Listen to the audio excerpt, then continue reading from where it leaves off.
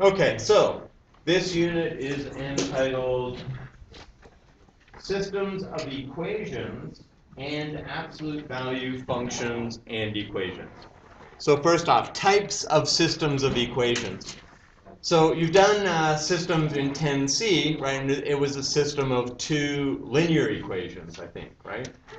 So a system of equations is a set of two or more equations with the same set of variables, right? So usually x and y. In this course, we'll be solving systems of two equations and two variables, usually x and y, right? But it could be different variables if it's a specific context. The solution to a system of two equations in two variables are all the ordered pairs that satisfy both equations, right? Satisfy means makes a true equation, right? So if I say 5 is equal to 3 plus 2, you go, that is true. If I say 5 is equal to 3 minus 1, you say that is false. So you've got to satisfy both equations. So graphically, the solution to a system of two equations and two variables are all the, what's it going to be? Intersections, right? Or all the intersections of the two graphs. So wherever they meet, that point will satisfy both equations, right? It's on both lines, so it has to satisfy both equations. So all the intersections, or should we say points of intersection? Let's go with points of intersection. It's such a long line.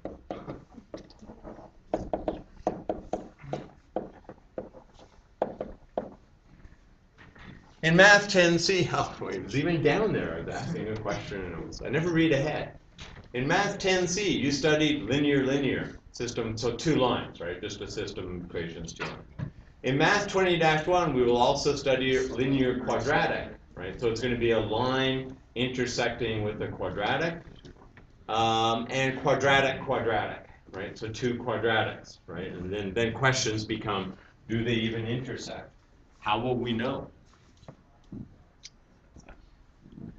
Linear systems of equations. A system of two linear equations could have, so how many solutions could you have?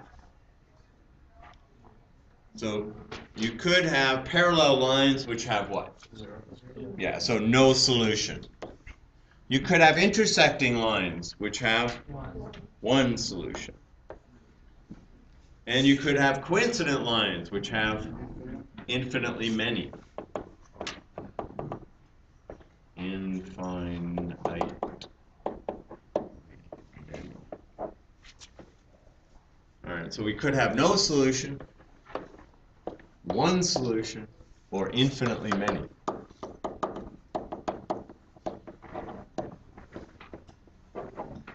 Now, I've been frantically trying to figure out what could go in this here. Yes. We're supposed to solve. Yeah, I don't know, right? It's not, if there's not a grid there, so we could say, yeah, it's a 0.37 or something. So I don't know. Can you think of anything that? I don't know if we think of something later. Well, I guess we could call it XY, right? Yeah, call it XY. And this solution is really anything that's it's the same line, right? It's just the equation may be given to you in a different form, but it's the same line. Yeah, what are you going to say? Y equals X or something? Yeah, we got another one here. Maybe we'll figure this out. A system consisting of a linear and a quadratic equation could have, okay, what do we got on the left? No solution, and one solution. And okay, we'll call that XY because, I mean, it's an ordered pair. Or it could have two solutions. Okay, so we call that X1, Y1, and X2, Y2. Maybe I'll come up with something for tomorrow. We'll come back and revisit. Okay, so you might have no solutions, right? The line just doesn't intersect the quadratic, right? Quadratic's opening up, the line's below it. You could have one solution, or you could have two solutions. Quadratic systems. So we could have, what do we got in the first case? no solution. Or we could have one solution. What shall we call it? We'll call it x1. No solution. One solution. What else do we have? Two solutions.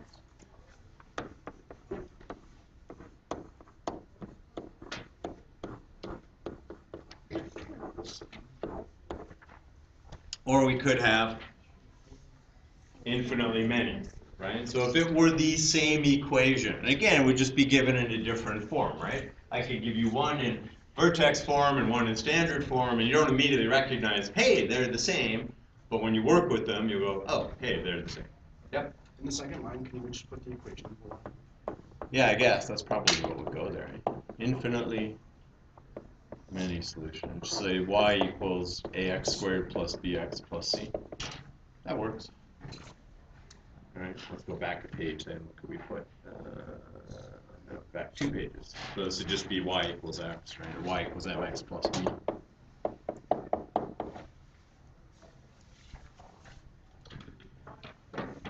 Seems like a good. Two solutions, right? Or infinitely many.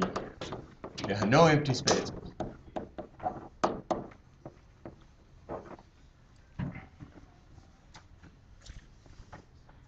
So the solution to a system of equations can be determined. You can do it graphically, right? You can graph them. You can graph them on your graphing calculator. You can graph it using a graphing program. So if you're working at home, and even if you're working at home, if you solve one algebraically, you might want to verify it, right? And I like Desmos. I've shown you Desmos, right? The graphing program. It's pretty cool because you got a nice grid on there, and it'll do the equations in different colors, which your color graphing calculator will do as well. But it's got a nice scale on it. It's easy to adjust and stuff like that. Keep in mind that if you are doing graphical, you have your graphing calculator, so you have to know how to use it to graph each of these and to figure out solutions. So algebraically, by substitution or by elimination, right? Which are the two methods that we used in 10C. Okay, that's the first one. What's the next one? I guess it's this one. Or is it? Is that the next one? Yeah, it is. Good. That's a good thing. Changes them. Y'all good? Okay, good. I hate when that happens. Solve the system y equals 2x squared minus 16x plus 35 and y equals 2x squared minus 8x plus 11 graphically. All right, so what are we going to do? We're going to graph it. Yeah. It's like, okay, let's graph this. All right, so we enter our two equations and we graph. And we hope to see something. Okay, good. So that's the blue line. And then there's the red line. Okay. That's like the subways in some, so there's the blue line and the red line. So what do we got for an intersection? 1. Do you think there's more than 1? No. Why not? Yeah, same vertical stretch, right? So the A value, which tells us what? Direction of opening and vertical stretch, right, is the same. So they are the same shape. And that means that, if one opened wider than the other, we could say, oh yeah, and this one's wider, so it's going to intersect again somewhere else, right? And that's not going to happen here because they're the same shape. And they even really look it here, right? Okay, so we just go second, calc, intersect.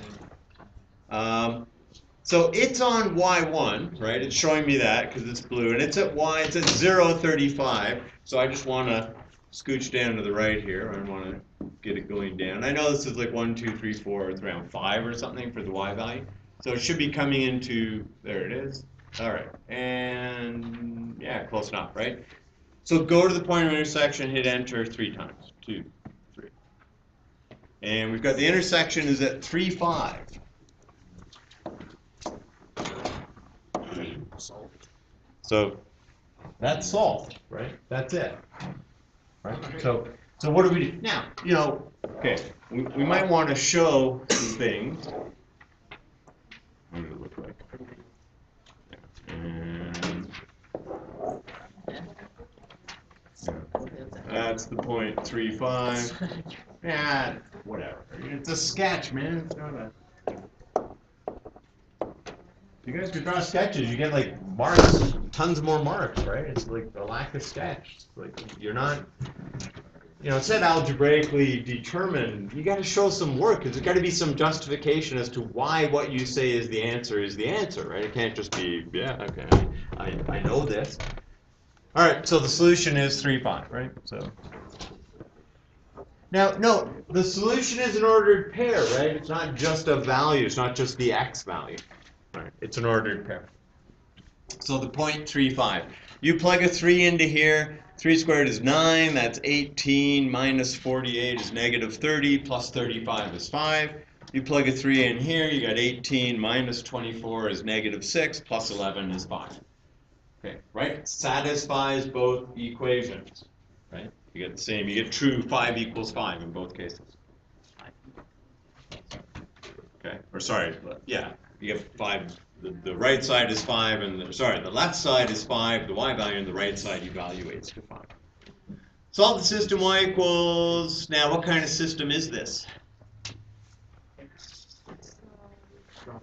Quadratic and linear. So what do we got to do to this? 3x minus y equals negative 3. Got to make it y equals, right? For your pathetic little calculator. Right now, if we did this in decimals, we wouldn't need to. Okay, but you can't use decimals on a test, right? So you have to, we have to write it in the form y equals. Okay, so what is it? Y equals. So take a moment, work it out. I'm just going to write down what it is, right? It's y equals 3x plus 3. Okay, I'm not showing any big work to get there. You can do it in a couple of steps if you like. I mean, you could go negative y is equal to negative 3x minus 3, and then change all the signs. But I want you to end up with y equals 3x plus 3. Okay, so we're going to go graph this. We'll go to y equals. You know what, I'm going to insert a negative here. So I got negative 2x squared. And I'm going to arrow over. I'm going to delete the minus 16x. I'm going to leave the plus sign. I'll throw in an 8 and delete the 5. Right? Now, just if you're going to do that, edit on the line, just make sure that you've got the correct equation, right? And then I'm going to clear this because there's no point in trying to edit that. And we've got 3x plus 3. Okay, and going to hit graph. Now we know what 3x plus 3 looks like, right? Straight line is going to run kind of like this.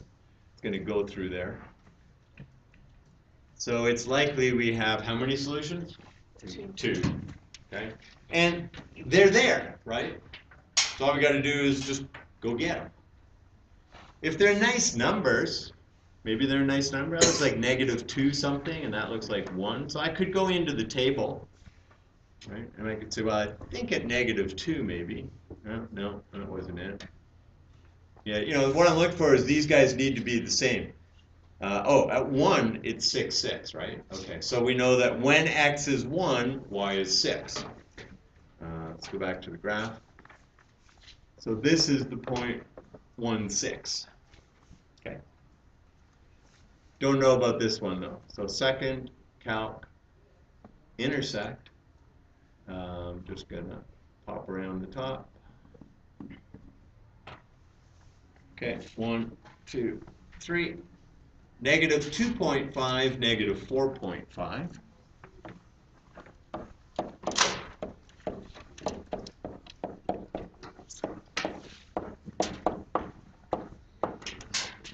And 1, 6. Okay, now if you didn't look in the table, all right, we can just go second calc and intersect again, and can move up and around and just get over to that point. 1, 2, 3, and 1, 6. Now, what if you saw 1.000000001 or something? Well, would you take that to be a 1, right? Okay. Just keep in mind, Often it's accurate, right? This is exactly 1/6. It was easy to find. Sometimes the method that the calculator is using to solve, it's going to give you something where you see 1 point, a whole bunch of zeros and 1. That's a 1. Okay. Oh, and verify the solutions, right? Verify the solutions. Okay, so here's verification.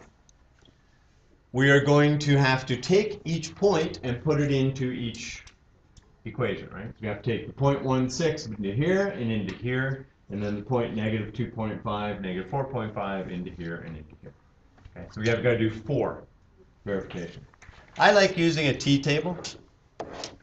So the left side is equal to y, and the right side is equal to -2x² plus 8. And the y value is -4.5.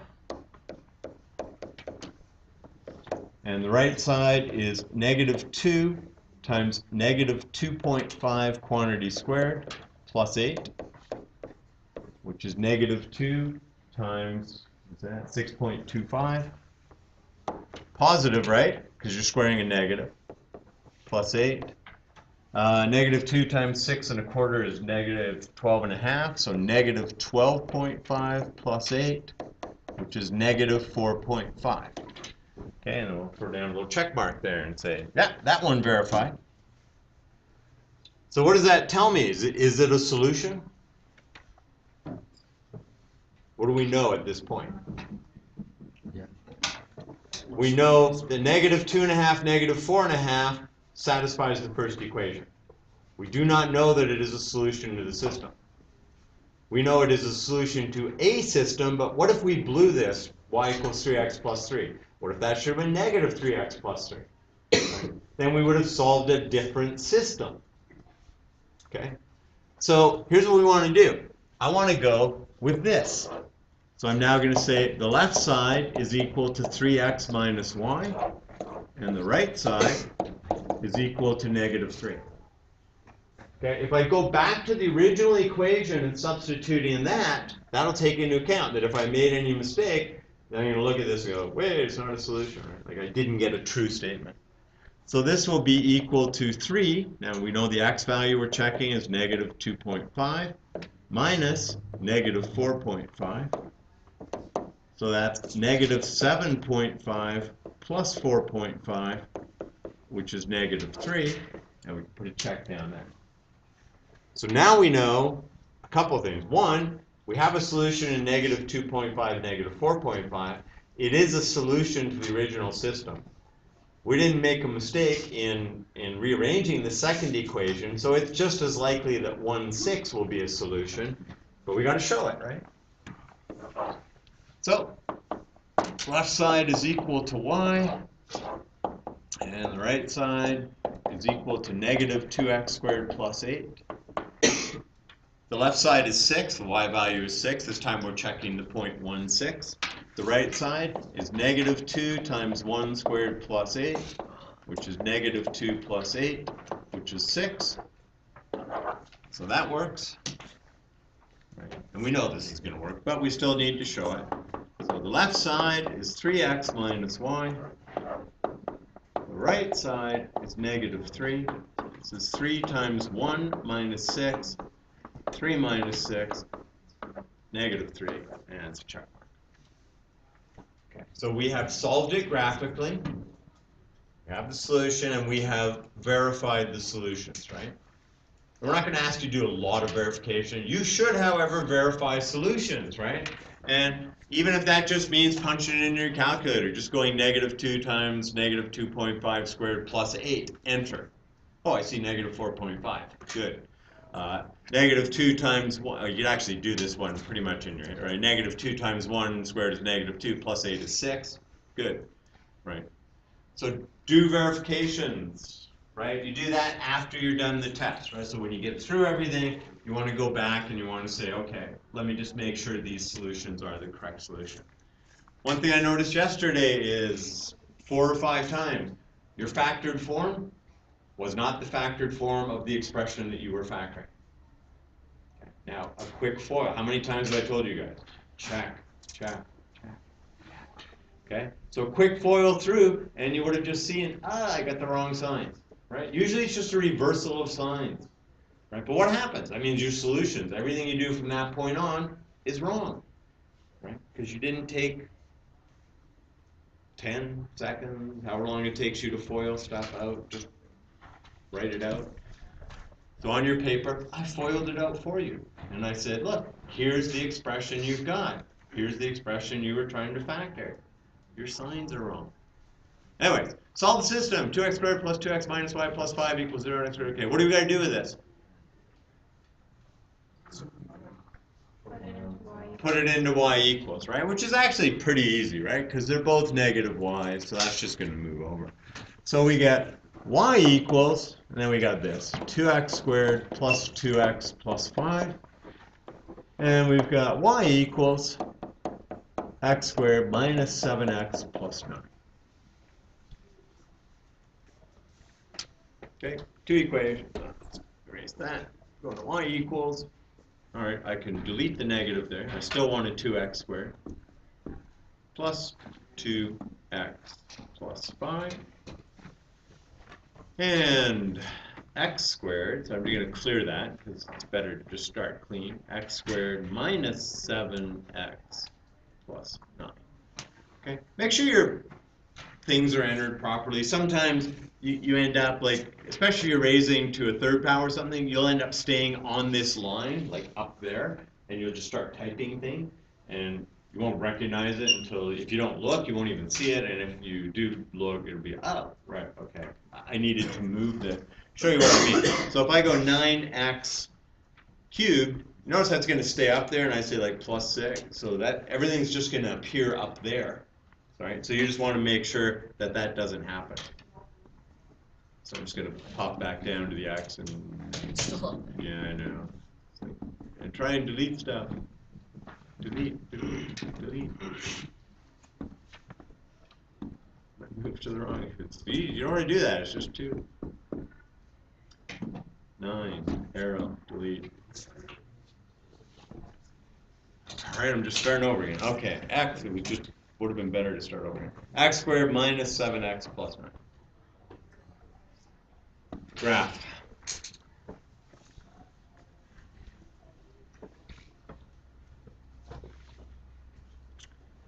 There's one.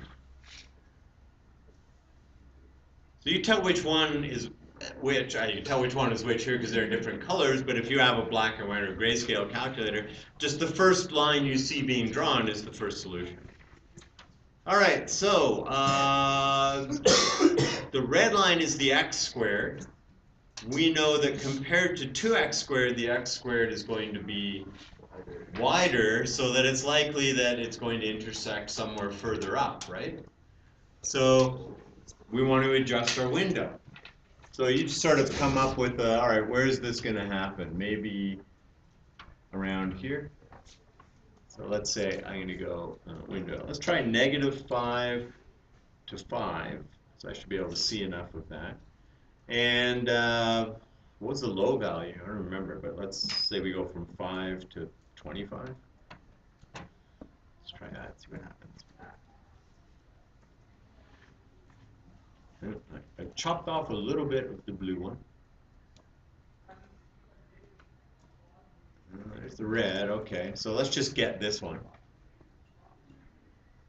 Intersect. So we're just going to move a little bit. 3. What did it say, round to? Nearest hundredth? Okay, so 0.42, and what's my y value? What was the y value? 6.21. Okay, so where do we got to go? So one thing I could do is just go to the table, right? Just say, okay, where am I looking, right? Remember, I need these two guys to be the same. So 29, 53, 45, 87. You're getting close here. So this is 149, that's 153, and this is bigger. So it's between -9 and -10, and it's up in the, okay? So we're going to go maybe from -10 to 0, we need to go up to about 200 with the y values. So negative 10 to 5, that's fine. And let's go 0 to 200 by 20. Graph. First curve. Okay, that's our point there. There's our other one. Okay. So second calc intersect. Want to move up there?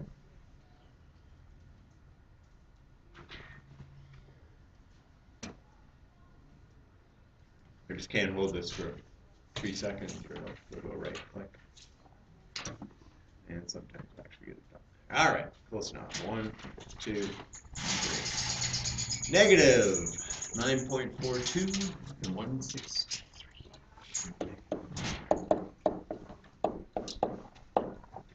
163.1. 79. Okay, so is that it? We done? All good? Your answer? You're gonna get full marks for that? What's missing? What's missing in what I wrote? Bracket, right? That's a list of 4 numbers, right? Now that could be a solution to something, but not in this case. We need 2 ordered pairs. Now it's 2 ordered pairs, right? I put brackets around and said we've got the 0.42 and 6.21, x and y, and that. We're going to verify this? No. Yeah. Go luck of the draw, right? I mean, you can, right? So if you're done, yeah, and there's like 10 minutes left in the test or something, you can go back and plug in those numbers, okay?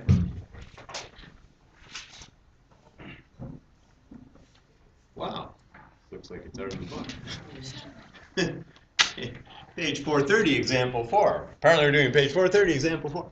Apply a system of linear quadratic equations. Engineers use vertical curves to improve the comfort and safety of roadways. Vertical curves are parabolic in shape, right, which is a quadratic, right, and are used for transitions from one straight grade to another. Each grade line is tangent to the curve. What does it mean for each grade line to be tangent to the curve? So grade line, right? So you know that you go downhill, and then you go up a hill. Now, obviously, you know, they could meet like this. You don't really want to drive a vehicle down that, not at any great speed. You know, you want to be going pretty slow. So instead, what they do is they make the road so you get a smooth transition here, right? There are several vertical curves on the Trans-Canada Highway through the Rocky Mountains. To construct a vertical curve, surveyors lay out a grid system and mark the location for the beginning of the curve and the end of the curve. So here would be beginning of the curve, end of the curve. Now, a tangent line is a line that's, like a tangent a tangent line is a line that the curve is going to touch in one spot, right? So it's like, here's the curve, and it's going to kind of keep going like that. Now the road won't. The road will just at some point just straighten out, right? But this tangent line just touches at that one spot. It touches the curve. And the same thing here, right? Again, this curve would do this, and we just want that tangent line to the curve. Okay, suppose surveyors model the first grade line for a section of road with the linear equation y equals negative 0.06 plus 2.6. So that's this line. The second grade line with the linear equation 0.09 plus 2.35. It's this guy. And the parabolic curve with the quadratic equation y equals 0.0045x squared plus 2.8. Right? 2 systems of equations that would be used to determine the coordinates of the points of tangency. Right? Point of tangent is where they meet. Right? They're going to meet at one point. It's the intersection of the linear and quadratic. So first this linear and the quadratic, and then this linear and quadratic. So determine the system of equations used to determine the points with the coordinates of tangency. Look, they have a solution here too. Good, we don't have to actually. All right, so basically what we're going to do is set up a system consisting of this and this. That'll be one system. Second system will be this and this. That'll be the second system. Use graphing technology to show the surveyor's layout of the vertical curve, right? So we could graph that. determine the coordinates of the points of tangency to the nearest hundredth, interpret each point of tangency. Let's go to the solution. So the points of tangency where the lines touch the parabola, the two systems are what we said, right? Linear, quadratic, linear, quadratic. Graph all three equations. You may need to adjust the window to see the points of tangency. Here, I will adjust the window. Watch. There's the window. I don't even know what calculator they're using. I've never seen one that has. Was it an Inspire? Ah, well, there you go. Okay, it's the one you can't use. Okay, good. So they've got, and does it show all of that? Like it shows little points of intersection on it? Yeah. Oh, that's why you can't use. I can use it to solve the linear equation. So. Yeah. But I mean, that's why they won't let it be used on a diploma, right? Yeah. TMI, right? It's too much stuff. You can see all this stuff. Anyways, use the intersection feature. So we've got the one line, the other line, the intersection, and we found all of these. Verify using the calculator. So that would just be plugging in here. And this is saying, like, evaluate this when x is negative 20 over 3 and y equals 3. I don't even know what this is saying. It's like something. If you're going to verify it on your calculator, you would just be plugging into the equation and saying, yes, it's true, and yes, it's true. To the nearest hundredth, points of tangency are 6.67 and 3. So 6.67, that's negative 23rds, right? Converted into a decimal.